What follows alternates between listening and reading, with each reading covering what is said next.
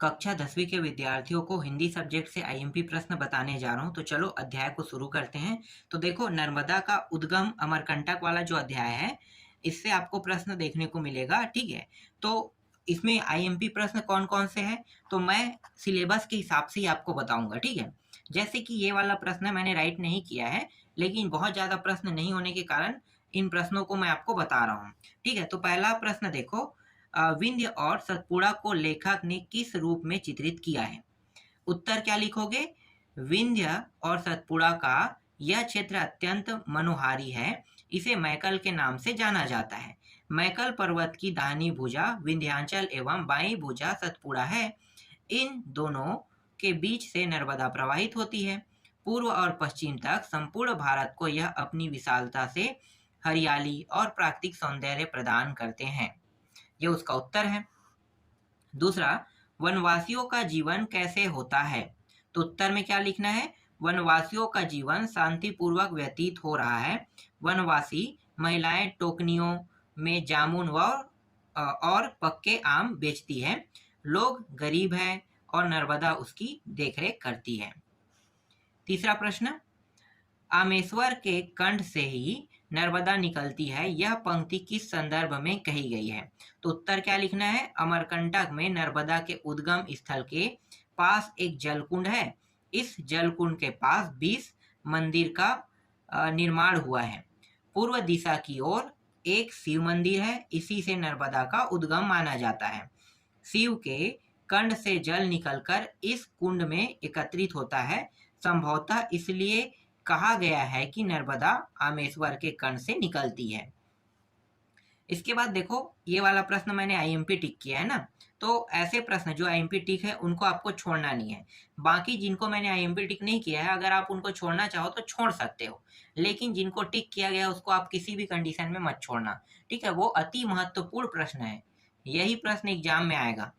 तो अमरकंटक ने अपनी आत्मा से नर्मदा को जन्म दिया है, पाठ के अनुसार स्पष्ट कीजिए। उत्तर क्या लिखना है? उत्तर लिखना है, अनादिकाल से नर्मदा का जल प्रवाहित हो रहा है। नर्मदा कुंड से अमरकंटक का एक शिखर और आसपास की भूमि ऊंची है। वहीं का जल निरंतर नर्मदा कुंड में आता है। संभवतः इसलिए कहा जाता है कि अमरकंटक ने अपनी आत्मा से नर्मदा को जन्म दिया है।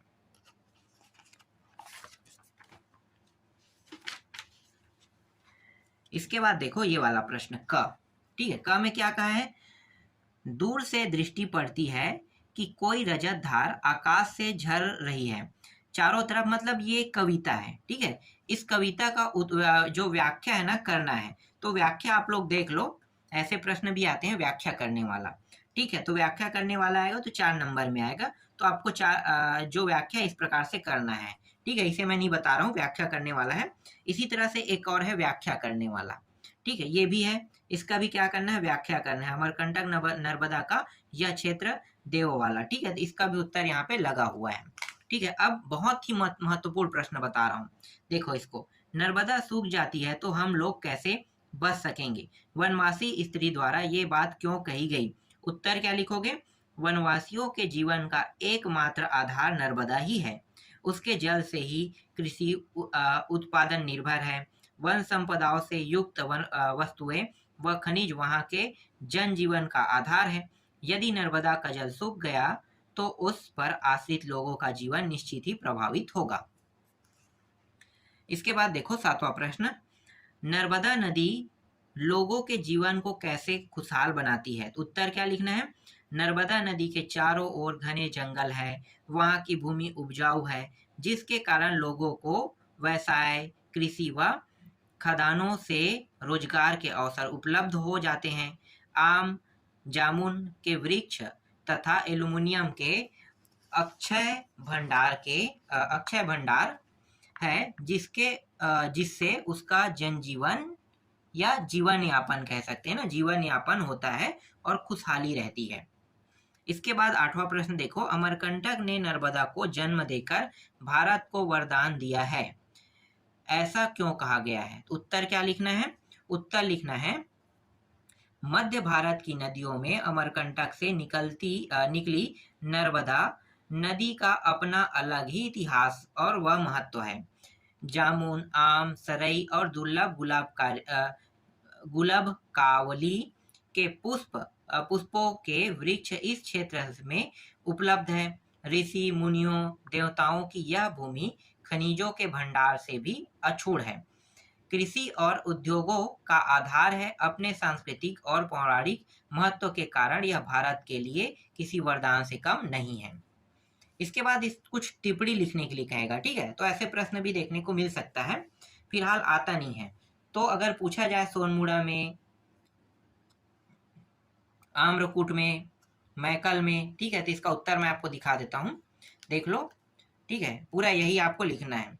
इसके बाद अंतिम देखो, माई की बगिया, ठीक है।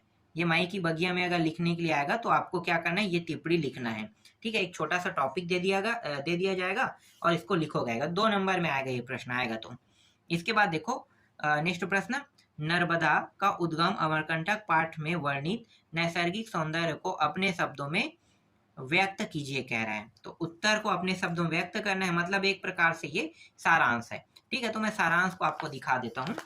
नर्मदा से संबंधित ही आपको बताना है, इसमें और कुछ नहीं बताना है। तो यहाँ पे आप देख सकते हो इसका उत्तर बहुत बड़ा है, इसलिए मैं आपको लगा के दिखा देता हूँ, ठीक है। जो प्रश्न मैंने टिक किया है उन प्रश्नों को आपको पढ़ना ही है, छोड़ना नहीं है, वही आईएमपी है, ठीक है। तो जो प्रश्न टिक है उसे क्या करना है, आपको पढ़ना है। चलो आगे देखो, ये अंतिम प्रश्न है इस अध्याय का। इस अध्याय के अंतिम प्रश्न देख लो। अविवेकपूर्ण व अंधाधुंध खनन से अमरकंटक क्षेत्र के प्राकृतिक पर्यावरण को किस प्रकार का नुकसान हो रहा है, जानकारी जुटाकर लिखिए। तो जानकारी जुटाकर लिखना है, मतलब अपने उत्तर अपने शब्दों में लिखना है। तो ये उत्तर आपको लिखना है। उत्तर भी मैंने दिखा दिया, ठीक है, यहाँ से यहाँ तक, ठीक है। यही उत्तर आपको लिखना है। एक बार पढ़ लेना, पढ़ने के बाद आपको अच्छे से समझ में आ जाएगा, ठीक है। इसके बाद मैं आपको दिखाता हूँ नेक्स्ट जो अध्याय मैं आपको बताने वाला हूँ, वो अध्याय है ये वाला, ठीक है। चंद्र ग्रहण से लौटती बेर, इस वाले अध्याय को मैं बता रहा हूँ। अब इस वाले अध्याय से कौन कौन से प्रश्न आईएमपी है, मैंने जो टिक किया है उसे आपको नहीं छोड़ना है, ठीक है। तो मैं आपको दिखाता हूँ, जैसे मैंने टिक नहीं किया है तो उन प्रश्नों को भी देखेंगे। चंद्र ग्रहण से लौटती बेर कविता में किस अलंकार का प्रयोग हुआ है? तो अलंकार का नाम है मानवीकरण अलंकार। इसी तरह से हाथ पीले करना का आशय लिखिए।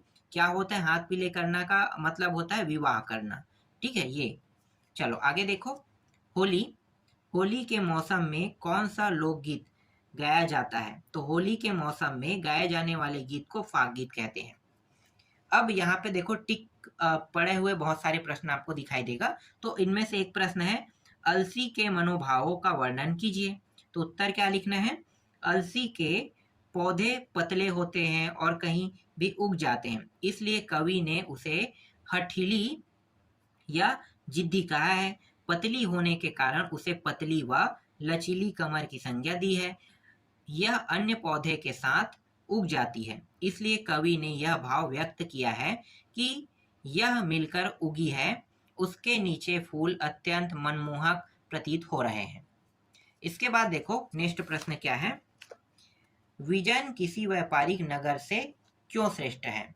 उत्तर क्या लिखना है, उत्तर लिखना है, घनी आबादी व कोलाहल से दूर शांत सुरमय यह निर्जन स्थान कवि को नगर से श्रेष्ठ प्रतीत होता है। यहाँ की भूमि में भी प्रेम दिखाई देता है, वह उपजाऊ है जो वनस्पतियों को आश्रय देता है। इसके बाद अगला प्रश्न देखो, यहाँ पे काले माथे वाली चिड़िया किस तरह के मछली पकड़ती है? तो किस तरह के मछली पकड़ती है? तो यहाँ पे आपको उत्तर लेना है, झपट्टा मारकर मछली पकड़ती, ठीक है। किस प्रकार से मछली पकड़ती है? झपट्टा मारकर। तो उत्तर में आपको झपट्टा मारकर लिखना है। इसके बाद देखो, बांधे मुरैठा शीश पर इस पंक्ति के माध्यम से कवि क्या कहना चाहते हैं? तो उत्तर में क्या लिखना है, उत्तर में आपको लिखना है, यहाँ पे मैं दिखाता हूँ, देखो, चने के खेत को देखकर कवि कल्पना करते हैं कि चने के पौधे पर खिले उसके फूल ऐसे दिखाई दे रहे हैं मानो उन्होंने अपने सिर पर पगड़ी बांधी हो। नेक्स्ट प्रश्न देखो, 5वां, देखता हूं मैं स्वयंवर हो रहा है, प्रकृति का अनुराग अंचल हिल रहा है। इन पंक्तियों में प्रकृति के किस दृश्य की ओर संकेत किया गया है? उत्तर क्या लिखना है? प्रकृति परिवर्तनशील है। फागुन मास के आगमन के साथ ही ग्रीष्म के आगमन का आभास होता है। खेत में पकी हुई पीली सरसों जब फगुआई हवा के कारण लहराती है तो ऐसा लगता है मानो उसका आंचल प्रेम पूर्वक लहरा रहा हो। आगे देखो, प्रेम की प्रिय भूमि को अधिक उपजाऊ क्यों बताया गया है? तो उत्तर में लिखना है प्राकृतिक संपदा से परिपूर्ण यह निर्जन भूमि प्रेम से परिपूर्ण है। निरंतर जल का प्रवाह इस भूमि को अधिक उपजाऊ बनाता है। इसके बाद 7वां प्रश्न देखो, निम्नलिखित पंक्तियों के भावार्थ लिखिए। तो यहाँ पे एक चांदी का बड़ा सा गोल खंभा आंख को है चमकता, इसका उत्तर आप देख सकते हो। ठीक है, यहाँ पे कुछ ऐसे प्रश्न भी दिए हैं जिनका भावार्थ लिखना है। तो कई बार क्या होता है, भावार्थ से प्रश्न आ जाते हैं, उसके बाद छूट जाता है। तो यहाँ पे छूटना नहीं चाहिए आपसे प्रश्न, ठीक है, इसलिए इसको देख लो। फिलहाल मैंने टिक नहीं किया है, इसलिए ये प्रश्न आने की संभावना नहीं के बतौर है, आएगा भी नहीं, ठीक है, पर आपको छोड़ना नहीं है जो मैं बता रहा हूँ उसको। इसके बाद अपने आसपास के किसी प्राकृतिक स्थल का वर्णन कीजिए जिसके दृश्य आपको इस पाठ को पढ़ते समय याद आ जाते हैं। ठीक है, तो यहाँ पे आप देख सकते हो जगदलपुर, कांकेर घाटी, मैनपाट के बारे में बताया, तो आप इसे लिख सकते हो। लेकिन अगर आपको ये पता है ना तो अपने शब्दों में लिख लेना। इसके बाद देखो, यहाँ पे एक प्रश्न है, ये वाला बहुत बड़ा दिखाई दे रहा होगा। ठीक है, ग्रामीण अंचल और शहरी अंचल के बारे में आपको बताना है। तो कुछ आपको किस तरह से बताना है, तो देखो इसका उत्तर मैं आपको दिखा देता हूँ, ये रहा। ठीक है, ग्रामीण अंचल और शहरी अंचल के बारे में इस तरह से आपको बताना है। इसके बाद इस अध्याय का अंतिम प्रश्न दिखा देता हूँ, ये भी राइट है, तो इसको भी आपको छोड़ना नहीं है। ठीक है, अंतिम प्रश्न देखो, बगुला समाज के किस वर्ग का प्रतीक है और उनकी इन विशेषताओं को रेखांकित करता है? आज के समाज में यह उदाहरण कितना प्रासंगिक है? तो ठीक है, तो ये अंतिम है। इसके बाद देखो, आते हैं नेक्स्ट अध्याय में, बादल को घिरते देखा। इस अध्याय को देखो, तो चलो इस अध्याय में दिखाता हूं मैं प्रश्न आपको, बादल को घिरते देखा। तो इसमें कौन कौन सा प्रश्न आईएमपी है मैं पूरा दिखा देता हूँ, ज्यादा प्रश्न नहीं है, बहुत कम कम है। देखो, एक तो है मानसरोवर के कमल को स्वर्णिम कमल कहने का आशय क्या है? ठीक है, तो इसको उत्तर लिखना है। तो देख लेते हैं प्रश्न को। मानसरोवर के कमल को स्वर्णिम कमल इसलिए कहा गया है क्योंकि सूर्योदय के समय आकाश की ललिमा और सूर्य की सुनहरी किरणें कमल के फूलों पर पड़ती है, जिसके कारण कमल को पुष्प सुनहरी आभा से युक्त दिखाई देता है। दूसरा प्रश्न देखो, बादल को घिरते देखा कविता के प्रकृति चित्रण को अपने शब्दों में लिखिए। तो प्रकृति चित्रण को अपने शब्दों में लिखने के लिए आएगा तो आपको इस प्रकार से लिखना है। ठीक है, ये भी राइट पड़ा है, आपको छोड़ना नहीं है। 4 नंबर के प्रश्न में ये प्रश्न देखने को मिल सकता है। फिर यहाँ पे देखो, ये जैसे प्रश्न है इसमें राइट नहीं पड़ा है, तो इसको आप पढ़ने के लिए पढ़ना चाहो तो पढ़ सकते हो, इसमें कोई बाध्य नहीं रहता है। ठीक है, कवि चकवा चकवी द्वारा किन मनोभाव को कविता में बताना चाहते हैं? ठीक है, ये राइट करना है, मैं भूल गया था इसको। ठीक है, ये इंपॉर्टेंट है। और इसके बाद ये वाला भी इंपॉर्टेंट है। देखो, कवि के कस्तूरी मृग का उल्लेख किस संदर्भ में किया गया है? अगर प्रश्न आता है तो इसका उत्तर आपको ये लिखना है। ठीक है, आगे दिखाता हूं। फिर यहाँ पे देखो, कवि ने बसंत ऋतु के दृश्य का चित्रण किया है, उसे अपने शब्दों में लिखे। तो इसका उत्तर भी मैं आपको दिखा देता हूँ, अपने शब्दों में लिखना है, जो आप लोगों को समझ में आएगा वही उत्तर लिखना है। ठीक है, तो 5वां भी देख लिए। इसके बाद देखो, यहाँ पे 2 प्रश्न है, भाव स्पष्ट कीजिए।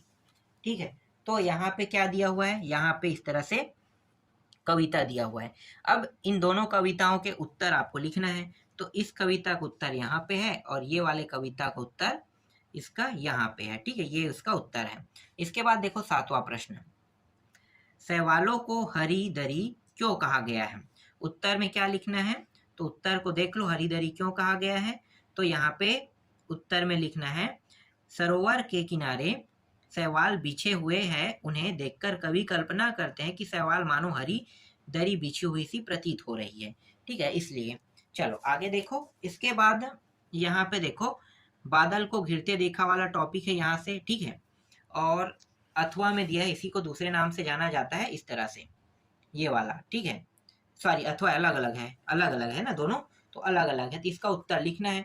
और यहाँ पे एक कविता दिया है, सखी बसंत आया वाला, ठीक है। भरा हर्ष वन में, भरा हर्ष वन के मन, नवोत्कर्ष छाया, ठीक है। तो ये वाला दिया है, इसका उत्तर आपको क्या लिखना है, ये पूरा लिखना है। देख लो इसको, ठीक है। अंतिम प्रश्न देखते हैं। इसके बाद देखो यहाँ पे एक है कविता वाला, यहाँ पे मैंने इसे राइट नहीं किया है, तो आप राइट नहीं किया है तो आप इसे छोड़ सकते हो, ठीक है। ये संभावना बहुत कम है इसके आने की, ठीक है। तो ये अंतिम प्रश्न है, इसको भी देख लो, ठीक है। तो अभी मैं आपको सिर्फ 3 अध्याय तक के बता रहा हूँ, बाकी जो और है उसको मैं आपको नेक्स्ट वीडियो में बता दूंगा।